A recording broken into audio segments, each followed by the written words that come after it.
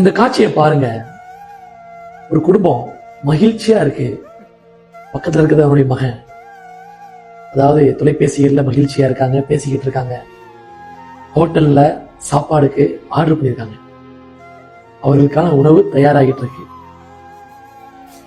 உணவு வரப்போகுது, உணவு உண்ண போறாங்க அப்படின்னு சொல்லிட்டு எல்லாருமே மகிழ்ச்சியா இருக்காங்க. ஆனா இறைவன் என்ன செய்யறான்? அந்த ஒருவேளை உணவை அவர்னால உண்ண முடியாத அளவுக்கு அவருடைய உயிரை பறிச்சிடறான். இதுதாங்க உலகம்.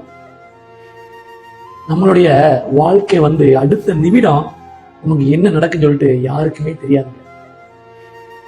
நம்மளுடைய மரணம் எப்ப வேணாலும் வரும்.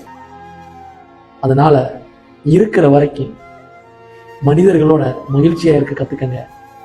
நான் பெரியவன், நீ பெரியவன், நான் பணக்காரன், ஏழை, இந்த பாகுபாடு இல்லாம எல்லாரையும் சமமா மதிச்சு மகிழ்ச்சியா வாழ கத்துக்கங்க. ஏன்னா நாம் இருக்கிற போது அந்த அருமை தெரியாது. நம்மை விட்டு ஒரு உயிர் பிரியும் போதுதான் அதோடைய அருமை தெரியும். இது உங்களுக்கு ஒரு எடுத்துக்காட்டு தான். இது ஒரு சிறிய எடுத்துக்காட்டு தான்.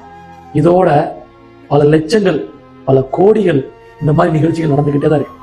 அது வரைக்கும் மனிதாபிமானத்தோட இருங்க, மனிதனையும் பேணுங்க.